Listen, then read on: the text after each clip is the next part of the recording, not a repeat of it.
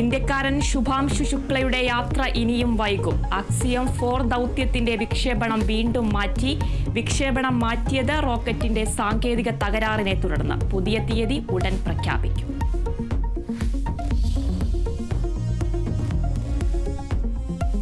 സംസ്ഥാനത്ത് കാലവർഷം വീണ്ടും ശക്തമാകുന്നു. 7 ദിവസം അതിശക്തമായ മഴയ്ക്ക് സാധ്യതയെന്ന് കേന്ദ്ര കാലാവസ്ഥാ വകുപ്പ്.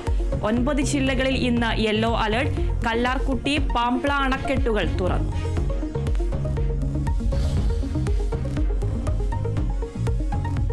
കെനിയയിൽ വാഹനാപകടത്തിൽ മരിച്ച മലയാളികളുടെ മൃതദേഹങ്ങൾ നാട്ടിലെത്തിക്കാൻ നടപടി തുടങ്ങി. മരിച്ച 5 പേരുടെയും പോസ്റ്റ്മോർട്ടം പൂർത്തിയായി. മൃതദേഹങ്ങൾ ഇന്നോ നാളെയോ നാട്ടിലെത്തിക്കാൻ ശ്രമം.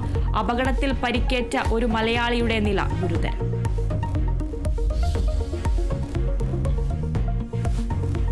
കേരള തീരത്ത് തീപിടിച്ച ചരക്ക് കപ്പലിലെ തീ അണയ്ക്കാനുള്ള ശ്രമം തുടരുന്നു. കണ്ടെയ്നറുകളിൽ തീ പടരുന്നത് വെല്ലുവിളി. അപകടത്തിൽ കാണാതായ 4 കപ്പൽ ജീവനക്കാരെ കണ്ടെത്താനായില്ല. പരിക്കേറ്റ 2 പേരുടെ നില ഗുരുതരമായി തുടരുന്നു.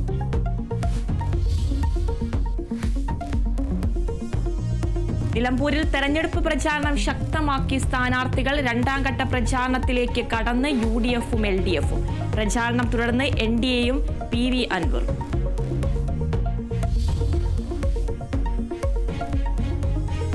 ICC ടെസ്റ്റ് ചാമ്പ്യൻഷിപ്പ് ഫൈനലിൽ ദക്ഷിണാഫ്രിക്ക ഓസ്ട്രേലിയയെ നേരിടും. മത്സരം ലോർഡ്സ് സ്റ്റേഡിയത്തിൽ വൈകിട്ട് 3 മണിക്ക്.